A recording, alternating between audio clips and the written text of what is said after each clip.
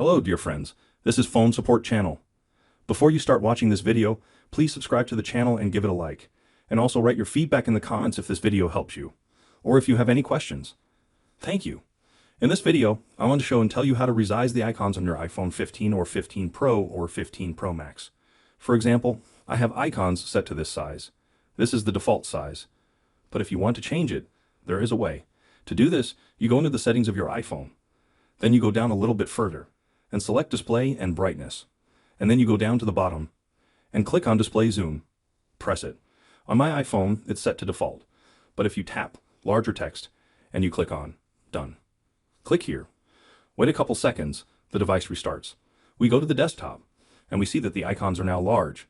If you want to go back to the previous size, go back here. Click on Display Zoom and click on Default and save. It's very easy to resize the icons. As you can see, it's a very quick and easy way to do it.